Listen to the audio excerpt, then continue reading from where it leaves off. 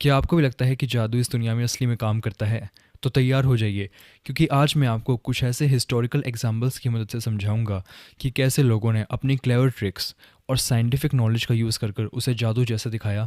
और कमाल की बात यह है कि कैसे लोगों ने उस पर बिलीव किया और यहाँ तक कि उसे सच भी मान लिया था। और जिन जिन हिस्टोरिकल एग्जाम्पल्स की मदद से मैं आपको समझाऊंगा वो सभी के सभी 100% रियल हैं और सच्चाई पर बेस्ड हैं। तो चलिए अब अपने इस इंटरेस्टिंग टॉपिक को शुरू करते हैं। तो सबसे पहले हम बात करेंगे क्रिस्टोफर कोलंबस और ल्यूनार एक्लिप्स के बारे में।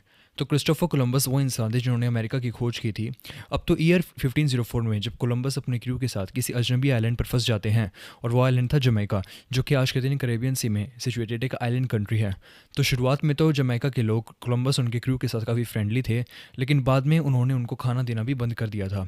अब इसी चीज़ से परेशान होकर कोलंबस ने साइंस की मदद ली। अब हुआ कुछ ऐसा था कि कोलंबस के पास एक बुक थी जिसका नाम था एस्ट्रोनॉमिकल एल्मनेक। अब वो बुक जो थी उसे अब्राहम ज़ेकिटो ने लिखा था, जिसके बारे में सभी के सभी सेलेस्टियल इवेंट्स के बारे में डिटेल में बात की गई थी, और उसमें शामिल भी था ल्यूनार एक्लिप्स। तो अब कोलंबस ने एग्जैक्ट ल्यूनार एक्लिप्स की डेट फाइंड कर ली थी, जो कि होने वाला था 29 फ़रवरी 1504 को। अब इसके बाद कोलंबस जमैका आइलैंड के लीडर के पास जाते हैं और उनसे कहते हैं कि मेरे भगवान तुमसे नाराज़ हैं और वो चांद को खून से भरा कर देंगे अगर तुमने हमें खाना नहीं दिया तो। अब इसके तुरंत बाद ही ल्यूनार एक्लिप्स था और चांद लाल हो गया था। और कमाल की बात यह है कि लोगों ने इस पर बिलीव भी कर लिया था और तुरंत ही कोलंबस से माफ़ी मांगी और उन्हें खाना भी देना शुरू कर दिया था। अब कोलंबस ने यहाँ पर बड़ी होशियारी से काम लिया था, और इस बात का सबूत खुद कोलंबस के बेटे फर्दिनैंड और हिस्टोरियन बार्तोलोमे दे लास कासास ने रिकॉर्ड किया था। ये एक परफेक्ट एग्जाम्पल था कि कैसे साइंस को जादू के रूप में दिखाया जा सकता है। अब दूसरे नंबर पर हम बात करेंगे पीटी बर्नुम और फिजी मरमेड के बारे में। सोचकर देखिए कि ऐसा ज़माना जब दुनिया सिर्फ इमेजिनेशन से चलती थी और लोग समुद्र के राज को जानना चाहते थे, तभी सामने आता है एक लेजेंडरी शोमैन पीटी बर्नुम। अब बर्नुम ये दावा करता है कि वो सभी के सभी लोगों को एक रियल मरमेड दिखाएगा फिजी आइलैंड की। अब बर्नुम ने क्लेवर एडवर्टाइजिंग, न्यूज़पेपर स्टोरीज और पब्लिक एक्साइटमेंट का यूज़ कर कर लोगों को कन्विंस कर दिया था कि वो सभी लोगों को एक रियल मरमेड दिखाने वाला है। अब हेडलाइंस लगती हैं और सभी के पास बस एक ही सवाल था, क्या ये सच में एक रियल मरमेड है?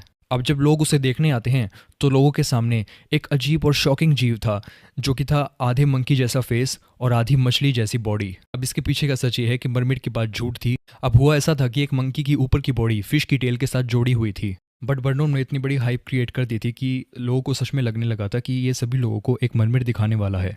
रियलिटी में बर्नुम ने इसे खुद अपनी ऑटोबायोग्राफी में एक्सेप्ट किया है, और उस टाइम के न्यूज़पेपर्स और एडवर्टाइजमेंट्स और म्यूजियम रेप्लिकाज आज भी अवेलेबल।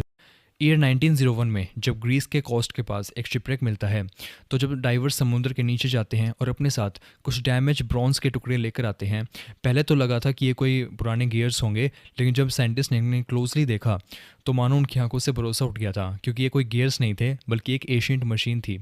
क्योंकि ऐसा लगता था कि इसने 2000 साल पहले ही मानो कि कोई क्लॉकवाइज कंप्यूटर बना लिया था। इस डिवाइस का नाम था एंटिकाइथेरा मैकेनिज्म, जो कि बना था 150 टू 100 BC के बीच में एशियन ग्रीस में। ये एक ऐसी मशीन थी जो सोलर और ल्यूनर एक्लिप्सिस को प्रेडिक्ट करती थी, प्लैनेट्स की पोजीशंस बताती थी, इवन ये मशीन्स ओलंपिक डेट्स को भी कैलकुलेट करती थी। उस टाइम की जो इतनी एडवांस टेक्नोलॉजी थी, इसे देखकर आज भी लोग हैरान हैं कि उस टाइम के लोग इतनी एडवांस टेक्नोलॉजी के बारे में कैसे जानते थे। और हालांकि जो इसकी सभी की सभी मिस्ट्रीज अब तक साइंटिस्ट ने सॉल्व की हैं, उसे एक्स-रे टोमोग्राफी टेक्नोलॉजी की वजह से सॉल्व किया गया है। एंटिकाइथेरा मैकेनिज्म इस बात का प्रूफ है कि एशियन माइंड्स ने जो अपनी साइंटिफिक नॉलेज के थ्रू टेक्नोलॉजी इनोवेट की थी, वो आज लोगों को एक जादू जैसी दिखने लगी थी। अब आखिरी में हम बात करेंगे पुरानी और ऐतिहासिक बिल्डिंग्स के बारे में, जैसे कि गॉथिक कैथेड्रल्स। ज़रा सोचकर देखिए, आज से 800 साल पुराना यूरोप, ना ही कोई क्रेन्स, ना ही एडवांस टेक्नोलॉजीज़ और एडवांस मशीन्स, लेकिन फिर भी बन रही थी ये आसमान को छूती हुई इमारतें। ये इमारतें थी गॉथिक कैथेड्रल्स। अब इन सभी कैथेड्रल्स का नाम मैंने नीचे डिस्क्रिप्शन में दिया हुआ है, आप चाहें तो वहाँ से पढ़ सकते हैं। लोग सोचते रहते थे कि ये इतनी ऊंची सीलिंग्स और इतनी परफेक्टली डिज़ाइन की हुई बिल्डिंग्स, ये इतनी परफेक्टली कैसे बनाई गई थी। इसका मेन रीज़न था स्किलफुल प्लानिंग, क्राफ्ट्समैनशिप और कम्युनल एफर्ट्स। हर एक बिल्डिंग को बनाने के लिए एक बेहतर से बेहतर तरह की टेक्निक का यूज़ किया गया था। जियोमेट्री और प्रोपोर्शंस का इसमें ज़्यादा से ज़्यादा ध्यान दिया जाता था। कैथेड्रल्स का लेआउट एक क्रॉस शेप में होता है, जो कि सिंबॉलिक और स्पिरिचुअल दोनों को रेफर करता है। अब इन सभी की सभी बिल्डिंग्स को बनाने के लिए स्टोन्स परफेक्टली फिट किए गए थे, बिना किसी सीमेंट के, और इतने परफेक्टली और इतने फोकस के साथ कि ये कभी गिरते नहीं थे। सभी के सभी पत्थरों को क्वारी से मैनुअली पीसेस में कन्वर्ट किया जाता था और फिर पुलीज, रैम्स और स्काफ होल्डिंग्स के थ्रू ऊपर खींचा जाता था। अब जो फ्लाइंग बर्ट्रेसेस होते थे वो एक्सटर्नल आर्म्स के जैसे होती थी, जो बिल्डिंग्स को साइड से सपोर्ट करती थी। अब सिर्फ इन्हीं की मदद से लंबी इमारतें बिना गिरे खड़ी रह सकती थी, और साथ ही साथ इन्हीं की मदद से खुला स्पेस और विंडोज़ बनाना आसान हुआ। अब जो स्टेन ग्लास विंडोज़ हैं उन्हें कलर्ड ग्लास पीसेस को जोड़कर बनाया जाता है और जब इनके थ्रू सनलाइट आती है तो ऐसा लगता है कि अंदर डिवाइन लाइट की प्रेजेंस है। अब जो ऊपर वॉल्टेड सीलिंग्स होती थी उन्हें रिप्ड वॉल्स और पॉइंटेड आर्क्स का यूज़ कर ऊपर उठाया जाता था। अब इन इमारतों के बाद डिटेल स्टोन कार्विंग्स भी की जाती थी, जैसे कि सेंट्स, गारगोइल्स और बिब्लिकल कहानियों की। हर एक इमारत को बनने में कम से कम 100 से 300 साल का समय भी लगता है और यहाँ तक कि कई इमारतों को बनने में तो 600 साल का समय भी लगता था। हर एक कार्विंग का सिंबॉलिक मतलब स्पिरिचुअल टीचिंग्स देने के लिए होता है। ये कैथेड्रल्स दर्शाते हैं कि जब दुनिया मॉडर्न टेक्नोलॉजी से दूर थी तब भी इंसान अपने हौसले और दिमाग से ऐसे वंडर्स क्रिएट कर लेता था। ये सभी के सभी एग्जाम्पल्स दर्शाते हैं कि कैसे परफेक्ट नॉलेज, क्लेवर ट्रिक्स और इंजीनियरिंग मिलकर जादू का काम करते हैं। तो दोस्तों, अगर आपको ये वीडियो पसंद आई हो तो इसे ज़्यादा से ज़्यादा शेयर करें और मेरे चैनल को सब्सक्राइब करें ताकि आपको ऐसी अमेजिंग वीडियोस मिलती रहें। और मुझे कमेंट्स में ज़रूर बताइएगा कि आप इसके बारे में क्या सोचते हैं और आपको अगले कौन से टॉपिक पर वीडियो चाहिए।